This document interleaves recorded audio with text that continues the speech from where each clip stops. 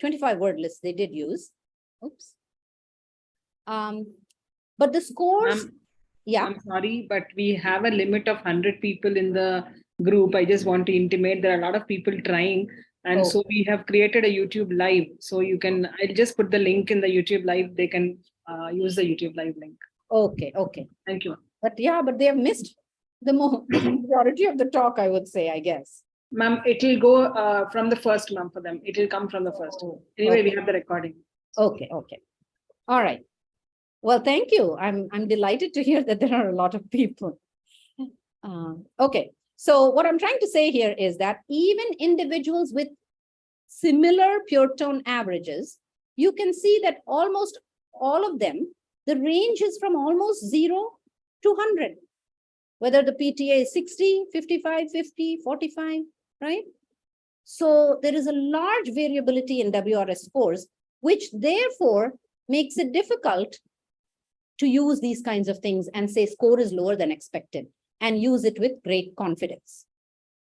Okay, that's the point I want to make here. And so here, I'll just share, these are 3 of my patients with confirmed tumors. And I took the data from this table here, okay, and put it into this table here.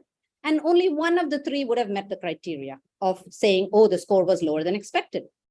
So one patient had a pure tone average of 13 and 96%, definitely didn't meet. One patient had a PTA of 37 dB, 70%, which also did not meet.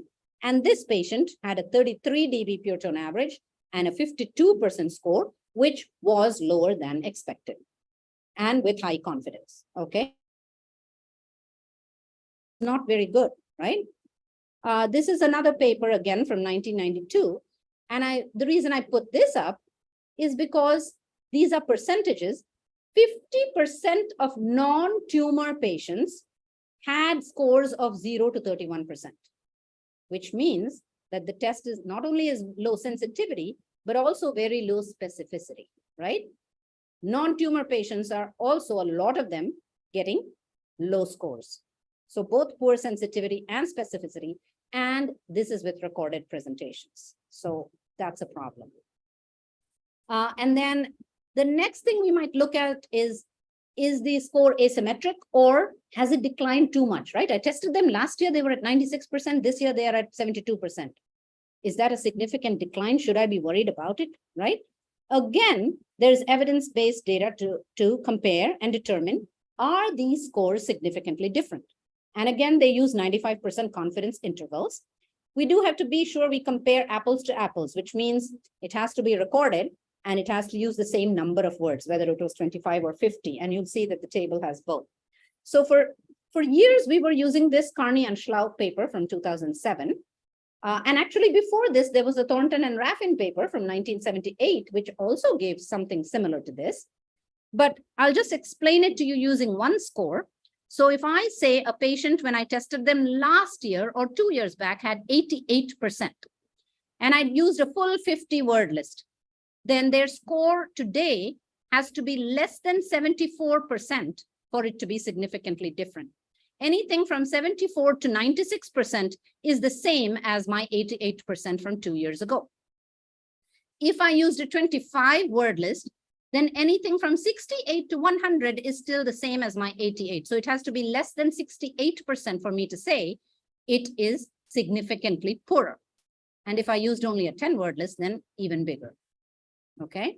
So this is Carney and Schlau. But again, the Margolis paper has similar data, and this is 2023. And they have an argument, which I'm not going to talk about here, as to why their method is better and takes care of some problems with the Carney and Schlau method. And so they give you some confidence interval. So if we look at that same 88% in the newer 2023 paper, you'll see that they say if you use 25 word list, it has to be less than 77%. Here we have 72%. Okay. And then if you use a 50 word list, it has to be less than 83%. And here we had we had 78, I believe, something like that. Okay. So anyway, they're quite similar. Okay. But the point I'm making is there's evidence-based data for us to decide whether a score has changed over time or whether scores are asymmetric. And so back to our good friend Jay Hall, who argues that there's little diagnostic value in doing word recognition testing in quiet because of the poor sensitivity and specificity for differential diagnosis. And I'll add that we have better procedures available. We have more objective procedures. Middle ear muscle reflex tests are a great option and a much better option. And this adds test time. And these are Jay Hall's arguments that there is no added value for diagnosis, management or referral decisions, and for improving patient outcomes, especially if not using standardized materials and procedures. And therefore, he argues, instead, assess speech perception in noise. And I'm going to pause here because I see several things in the chat. So let me just take a quick look. Does SRT affect on less educated patients? SRT should not, it's a threshold test, and the words we use are very easy. So anyone should be able to do the SRT test because those are easy to guess words. You don't have to have a very, very polished vocabulary. And I would say it's probably the same. Now I don't know other languages, but I know in Kannada we used to say maragida, ali, illi, all quite simple vocabulary, right? So I don't think so. Okay, this is the YouTube. Considering we are still struggling to have valid and sensitive speech tests for differential diagnosis, do you think we're doing the wrong tests, or maybe we still don't know how to interpret them? Oh, that's an interesting question. Thank you, Imran. I'm going to say that because of the large variability, so let's say that everybody does recorded testing and everybody, follows standardized procedures and materials. I still think that what we know is that the objective tests, middle ear muscle reflex tests, for example, have much better sensitivity and specificity for differential diagnosis than any word or speech tests do. Okay, so I think that would be the main point I would make.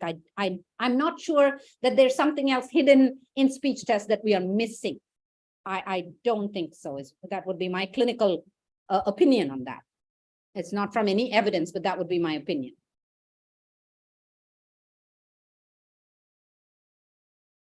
Thank you again for all the questions. I do really appreciate that.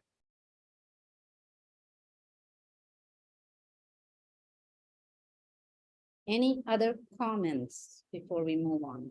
So we're now going to speech and noise tests, right? And I don't have too much information on this because not a lot of people are doing it, for one thing, okay? So the most commonly used tests, speech and noise tests, and again, qualify in the US in English. For adults, it's the quick speech and noise tests, or called QuickSyn, and the AZ Bio sentence tests. And for children, similar to the QuickSyn, there is a BKB-Syn, which is Bamford Co-op Bench. It's their sentences with the speech babble, so it's called the BKB-Syn. And then there's Baby Bio, which is the pediatric version of the AZ Bio sentences. Now, the AZ Bio and the Baby Bio have typically been used primarily for CI evaluations.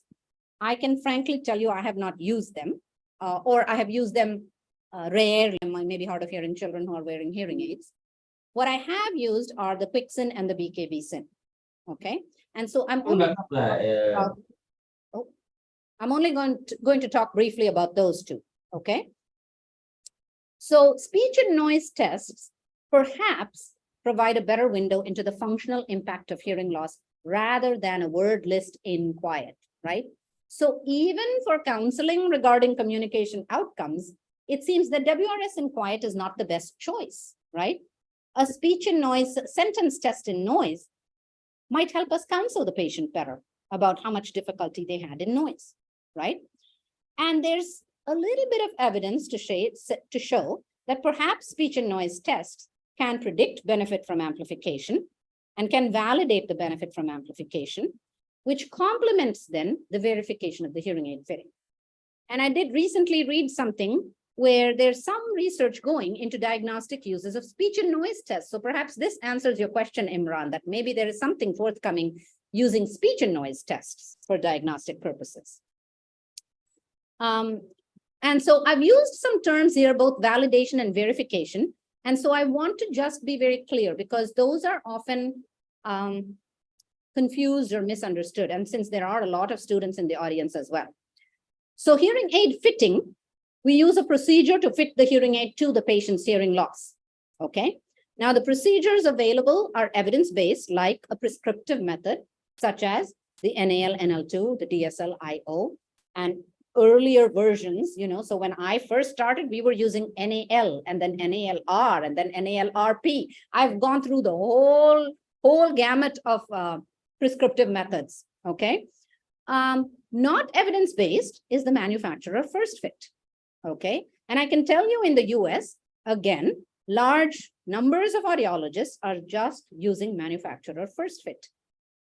Again, this is another one of my pet peeves. It's not the topic of today's talk, but fitting using manufacturer first fit is not a good idea. Okay. So what is verification then? Verification is how are you determining whether your fitting was accurate? Okay, so you fit using manufacturer first fit or prescriptive method, whatever fitting method you use. How do you know it's accurate? And so for that is where we use probe microphone measurements. And that is the gold standard in terms of evidence base available to show that it is the best available method. Okay, functional gain, aided word recognition score. They are older methods in the good old days, but with the evidence we have today, they are probably, I put them in the non-evidence based category. Okay, and then validation. So this is verification. Validation is how do we see if the patient feels their goals are being met? This is usually done with questionnaires. Okay, so asking the patient, before you got your hearing aids, you complained of difficulty hearing the grandchildren, difficulty hearing in church or temple or, wherever they go, difficulty when we had the family get together for the festival, right? So now with the hearing aid, you answer the same questions and see if you're doing better. And here is where there's a small piece of evidence that the quicksyn may be useful. So the quicksyn, in case people don't know what it is, it's a very quick test to administer, takes barely 2 or 3 minutes, okay? There are 6 sentences in 4-talker babble. There are 5 keywords in each sentence, and this is one example. The lake sparkled in the red hot sun. The 5 keywords are bold and underlined. And the SNR is built into the CD or the wave file, whatever you're using, right? So the first sentence comes in at plus 25 SNR. The next is at plus 20, then plus 15, then plus 10, all the way down to 0. So it goes from easy to difficult, and you don't have to change your dial or do anything at all. Okay, takes about 1 minute per list to administer. Typically, we administer minimum 2 lists to get a more reliable score. And the score we get is called an SNR loss, which means this is how a typically hearing patient performs. And this is how this hard of hearing patient performs to get the same score, which is the 50% score, which is usually the half point on the psychometric function. Okay. And so here is how, if you look at the manual of the quicksyn, which I believe is available online, if the SNR loss is 0 to 3, that is normal or near normal. And if your patient gets a score like that, you can counsel them saying, I think you'll do very well with your hearing aids in most circumstances, right?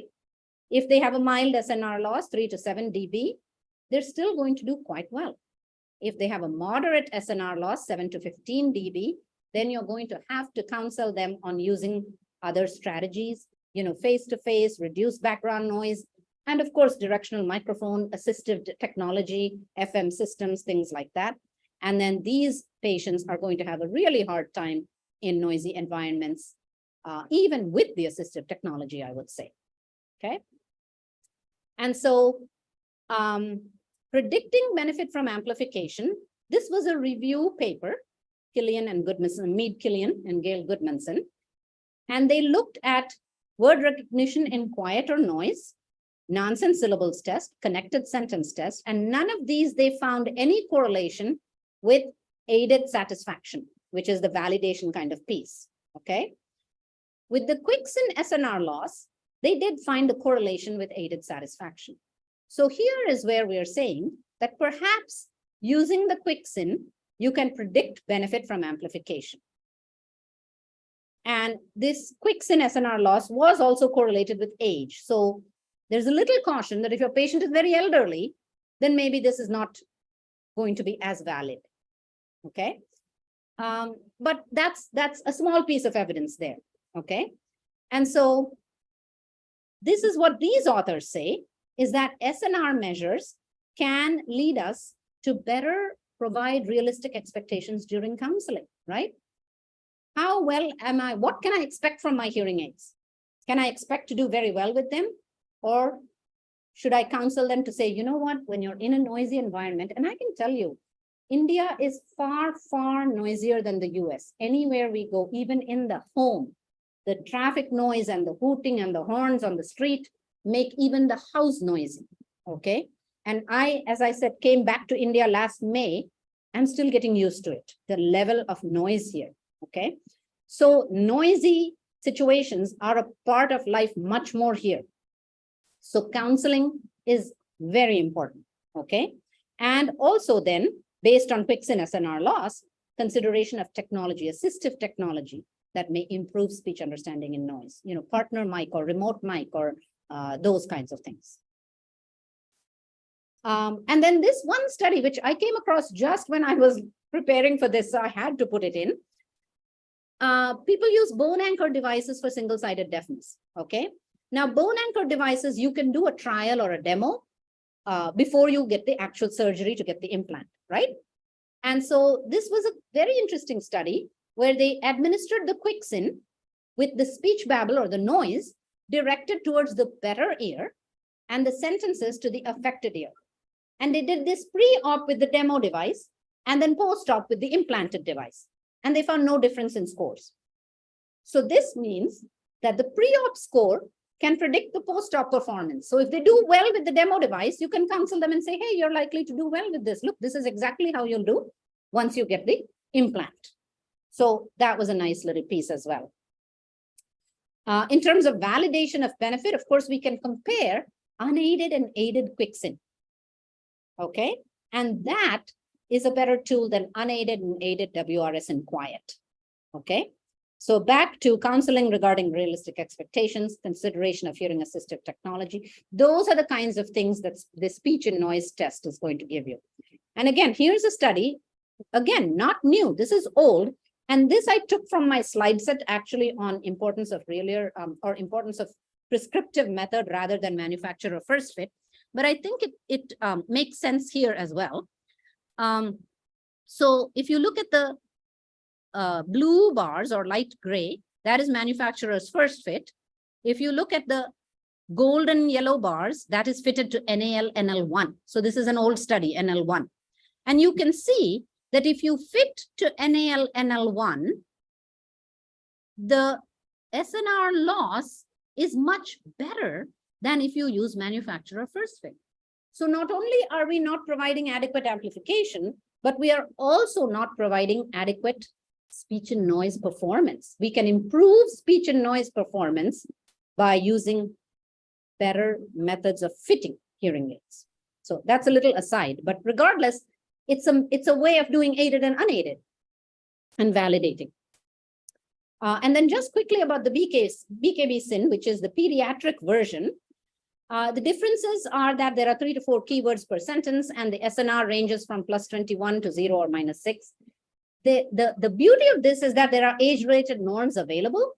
The manual has norms for the test with inserts, but I've typically used it for my hard of hearing children, aided, and there are sound field norms available as well, because when I'm doing aided, I'm doing it in sound field, okay? It is also recommended as one of the tests in the pediatric minimum speech test battery, which is a really nice paper, again, if you're using English materials. And you can use this then to justify hearing assistive technology at school. And for me, this was important because in the US, the school is required to provide assistive technology such as remote microphone or FM to a child if it is recommended and written into their individualized program, okay? And so I cannot finish any talk, like usually my talks have cases interspersed throughout, In this case, it was hard to do that and I didn't do that, but I cannot end the talk without at least some case illustration. So my last slide is this, where I'm going to show you 2 6-year-old children. And I put their pictures as well, because these are children. Sophia, I knew from when she was about 2 years old. She's now 10. And this is little Sammy, and I knew him since birth, and he is now 7. No, he's now 9. And I knew his big brother too from birth, who both of them are hard of hearing, okay? These are both when they're 6 years old. And I did the aided BKB SIN test. And you can see this is all recorded, okay? And you can also look, 6-year-old, here is CD, recorded, CD, recorded, okay? So very rare for me to circle MLV over here, okay? So Sophia's aided BKB SIN score was 3 dB. And Sammy's was 5.75. And here's those norms from that Holder et al. Paper for 5 to 6-year-olds. And it is 3.1 dB is the mean with a standard deviation of 1.5. So Sophia is doing quite well. Sammy would benefit from remote microphone or FM technology in the classroom because he is having trouble in a noisy environment. So I think that is all I have. And in conclusion, I'm hoping that what I leave you with is that it's time for us as a whole profession to just stop doing things just because it's the way we've been doing it for many years, and to do better at incorporating evidence even into our most basic clinical protocols. And this is not related to speech audiometry. This is actually a paper that came out in Audiology Today about probe microphone measurements.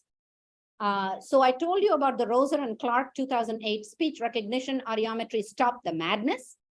And we titled our paper, Probe Microphone Verification Stop the Madness, to encourage people to consider using probe microphone as the gold standard for hearing aid fitting, okay? And this was what we wrote in that paper. And I'm just putting it up there. I don't know if you can read it, but I'll leave it up there. And I'm looking at the chat box to see.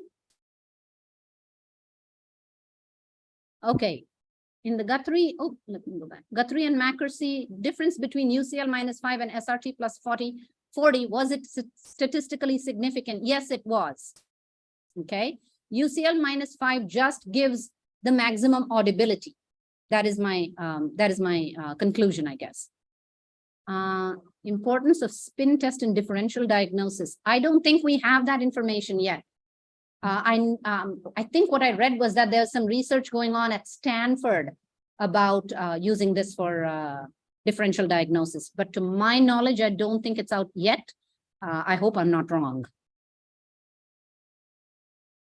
Are there any conditions in which WRS is highly recommended and adds value? Well, I would say if you're doing recorded, I think it does add some value, right? The problem is when you're not doing recorded, right? Because then 2 years back, and I was in a university clinic. So patients come back and I've seen patients, I have patients I saw for 20 years, 24 years, I was at Purdue. So I have some patients that I saw from 1998 all the way till when I retired, okay? How many different students tested that patient? If it was live voice every time, there is no accurate comparison possible. But if we did recorded each time and I saw changes, that is possible to compare, okay? So I think there is value, but if we don't follow the standardized procedure, then the value is completely lost. I think those are all the questions I see in the chat. Any other thoughts? I do have a list of the relevant references, which are, I didn't put the references related to the EBP and things like that. These are all the speech audiometry references.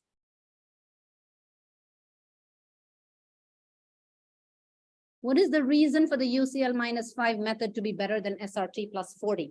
Because UCL -5, I believe, makes sure of the maximum audibility. I think I've said this now. I don't know how else to say it, right? Maximum audibility, meaning how as much of the speech spectrum as possible we want the patient to be able to hear. And you can do that with UCL, or you can do that best with UCL -5.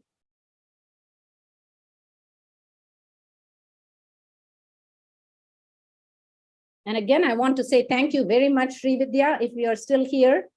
Thank you so much for inviting me to do this. And I hope very much that it was useful and makes you stop and think.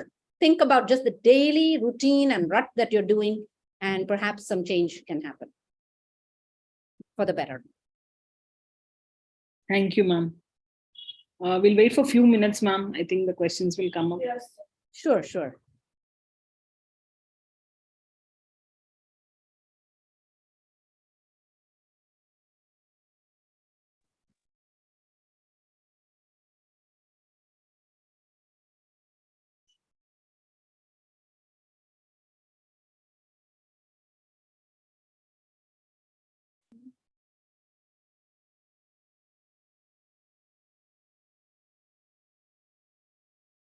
Okay, with the advent of AI and deep learning, I feel we may be able to better develop and interpret speech tests for differential diagnosis. Example, use of patterns such as slope of SRT curve, etc. Well, I will be waiting for those to come, although, as I said, I am officially retired now. But I really do hope that when evidence comes along, that people use it, right? I think that's the bigger problem I see, is we have evidence, but we're not using it as clinicians. And I'm saying that very much for the US clinicians, okay? I've never practiced in India, so I'm really not trying to point at India or say anything about clinics here, but my entire career in the US, this has been a frustration for me at the lack of use of evidence-based practice among clinicians.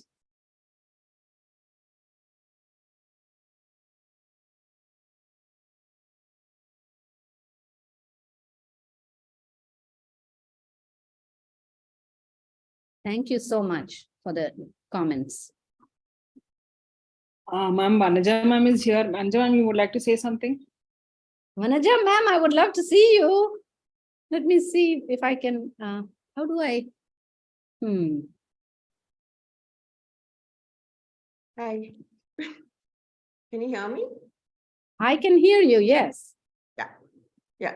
It was lovely to hear Lata after a long time. And for those of you who don't know, Lata is my classmate in BSc.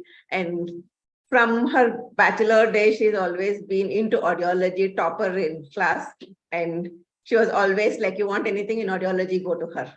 And she continued that.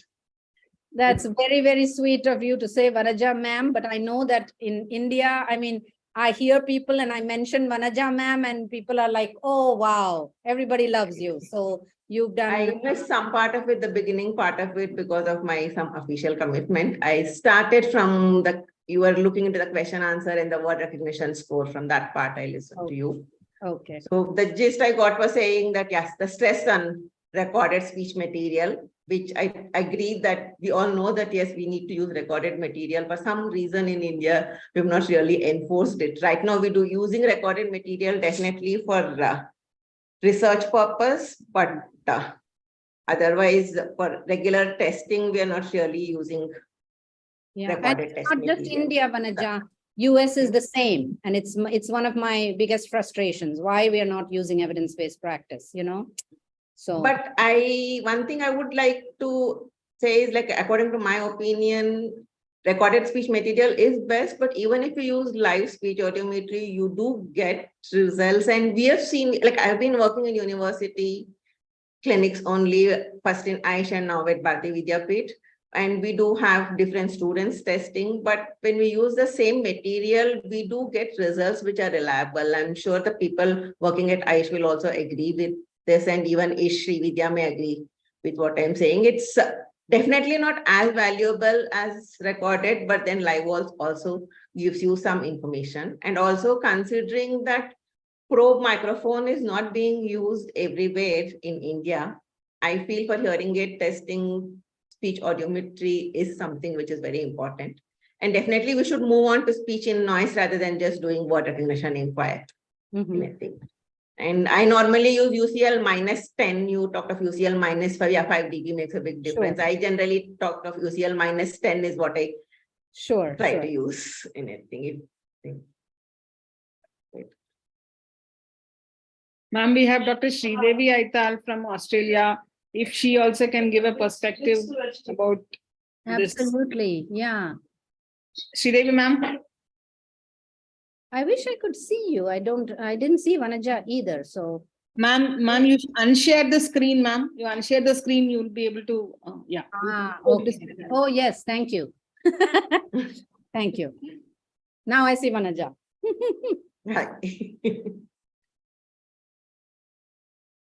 Ma'am, Dr. Sridevi is here, ma'am. Yes, yes. Hi. So for individuals from Australia who are joining into an Isha webinar. Ma'am, Dr. Sridevi, ma'am, you're on mute, ma'am.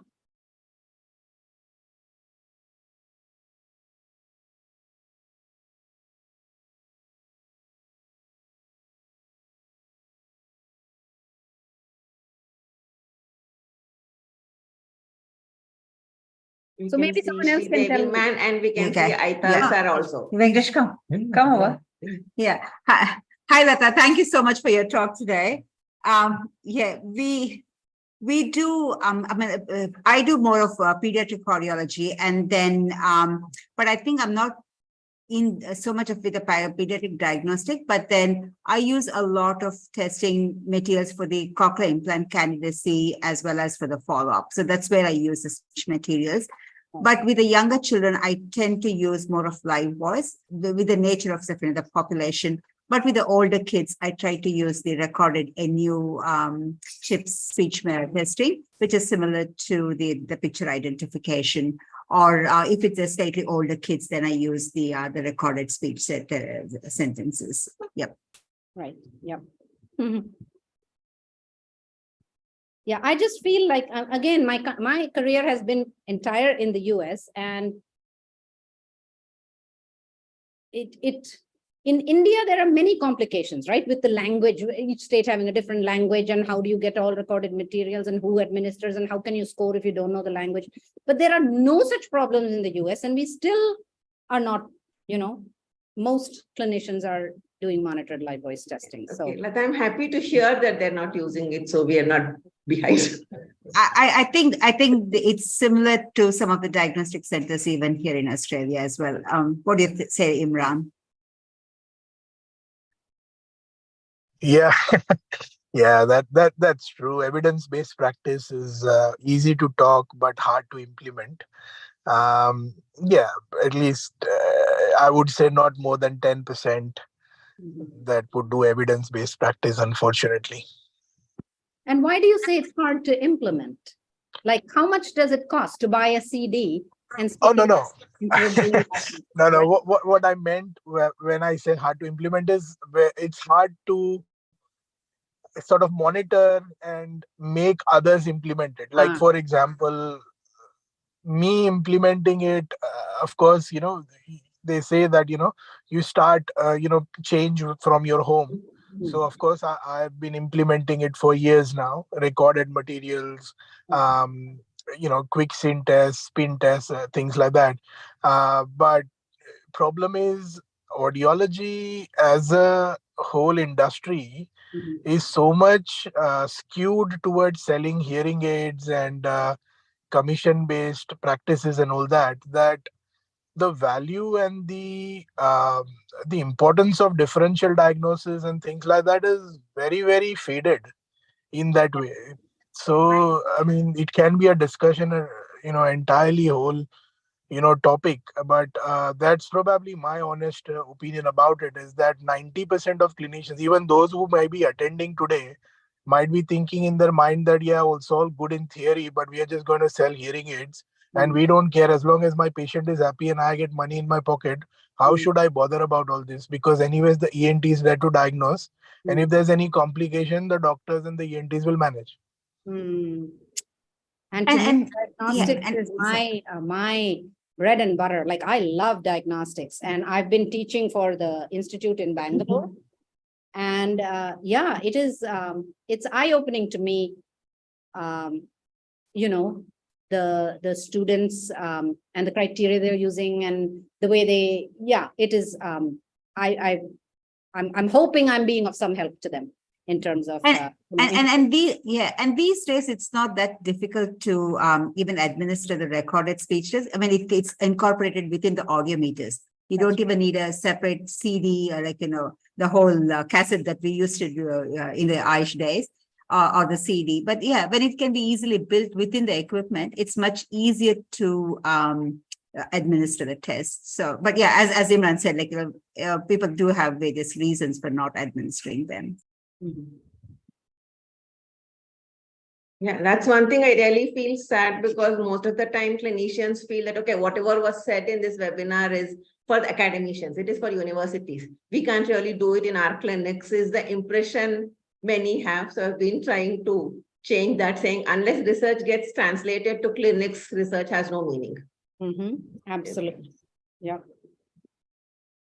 So one of the reasons for not using recorded material by clinician is also that his recorded material is not easily available in India in all languages.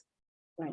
So we that's actually, some work that somebody can do. Maharashtra branch, we are trying to develop a speech in noise test as a part of the MISHA thing, and so that all clinicians in Maharashtra can use the speech in noise test, like a matrix sentence test. Yeah.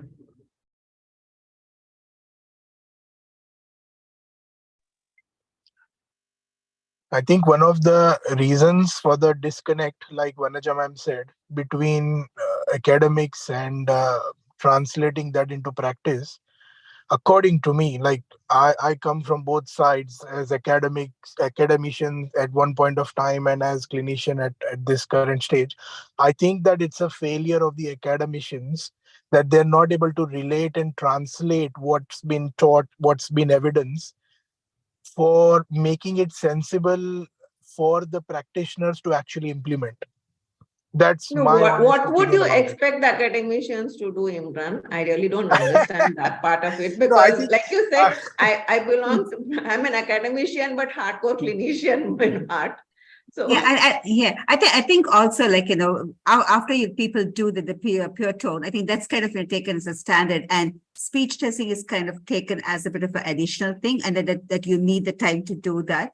Though it is a necessary component of that, we don't give as much importance to that as we give for a pure tone threshold, which doesn't really give much information about their functional performance, unfortunately.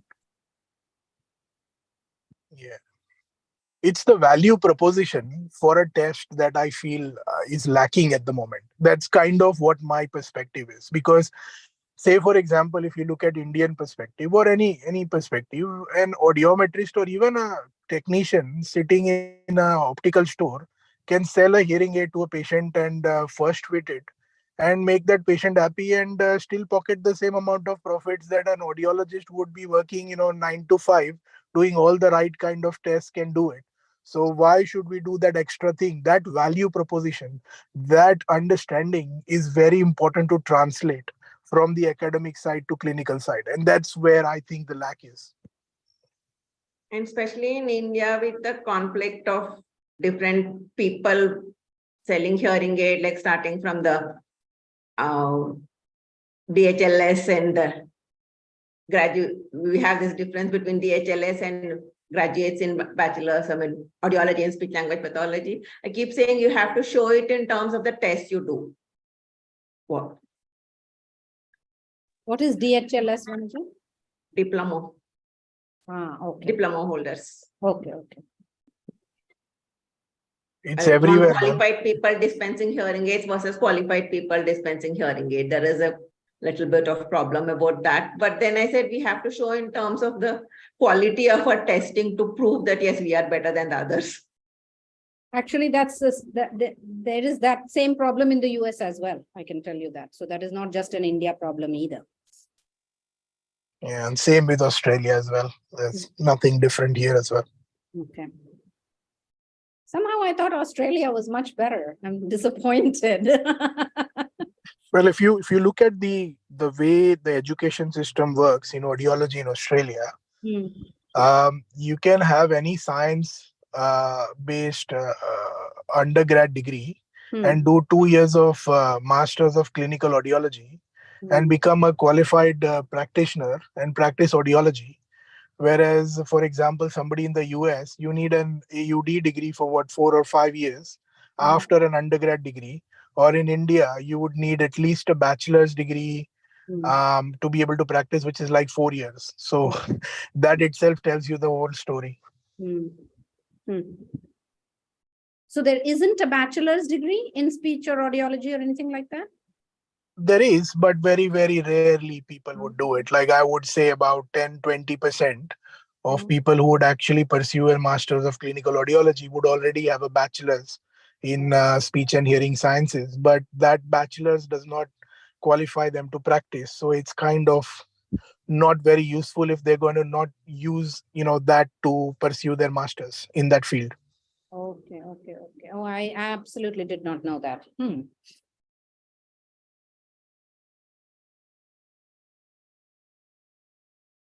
So I'm just curious why from Australia you are attending a webinar of Isha. Ma'am, he's the coordinator also, ma'am, along with me. Coordinator of the SIG. Yes, ma'am. Okay. Education and knowledge should not have any boundaries, ma'am. I think that's how the world has become, It's isn't just it? wonderful. I was just curious. Yeah.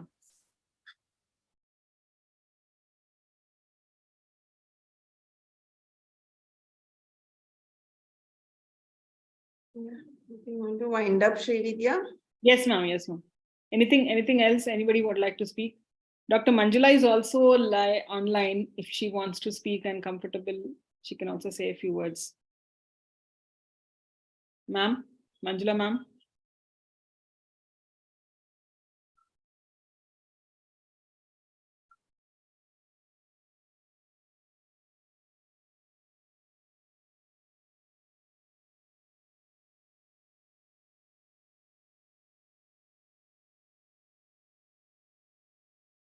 Okay, Imran. So the 100 people who are attending or more is because they are required to accumulate so many hours. No. This doesn't give any CID points, Lata. It is Lata. No points. Yeah, no credit points for attending this. This is only out of interest that we organize this. And neither do we get anything as coordinators, nor do they get anything out of being attendees. It's only a mutual interest, and I know Imran and me are doing this from last 4 years now. We've been organizing such webinars, and there we have a group who are interested in such refresher programs. Okay. Well, that's interesting because I assumed the reason there are 100 people is because they're getting some, credit for it. Especially when you say they're going to say this is academicians and we are clinicians and we are not going to go use this information anyway, right? Then why are 100 people attending?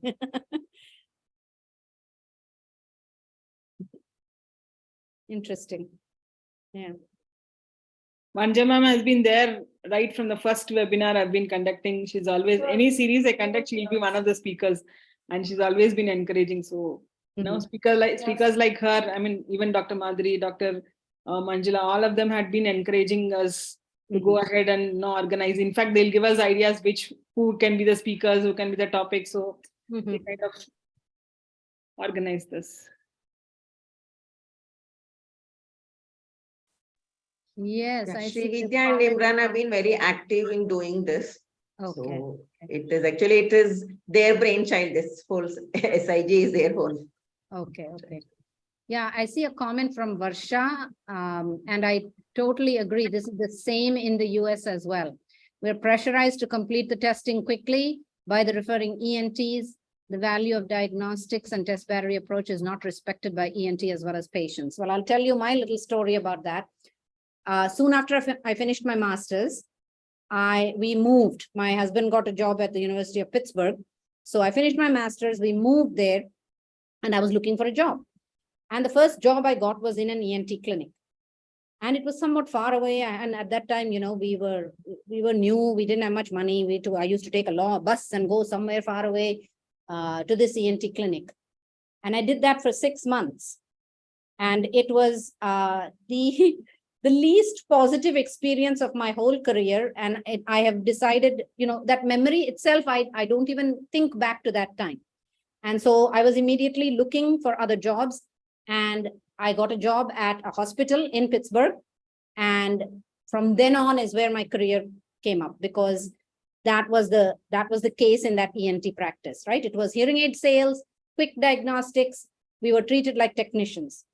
Now, I will tell you that I have heard from colleagues and students of ENT practices where the audiologists are very much respected, where their input is valued, where their expertise is sought out.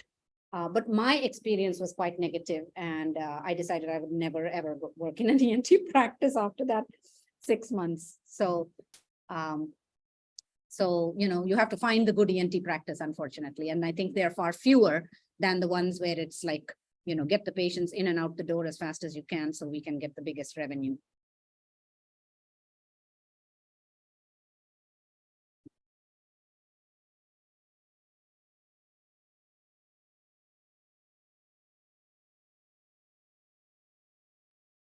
We don't have any other questions. I think we are good. Okay. All right. Thank you so much again, Srividya, for organizing this, for inviting me. I really, really appreciate it. I got to see Vanaja, hoping I'll see her in person very soon in a month or so. And again, thanks so much. Thank you, ma'am. Thank you for always being there. Every time I ask you to talk, you're there. Well, I say I'm jobless. I'm doing odd jobs. Let me just say that. I shouldn't say I'm jobless, but I'm doing odd jobs at the moment after my retirement from Purdue. I'm actually, That's called expertise talks, ma'am. Actually, just I don't know who are there still a lot of people here? 50 people still there. Okay, then I won't say anything. But privately, I can tell you, Srividya, later on. Okay, what my next step is happening. There's a small step happening here. And we had around 100 people on Zoom, around 50 people on YouTube watching live. I mean, okay. I'm just impressed. So many people when there is no CEO or anything like that. Like, that's crazy. I don't think I would do it if I was not getting a CEO.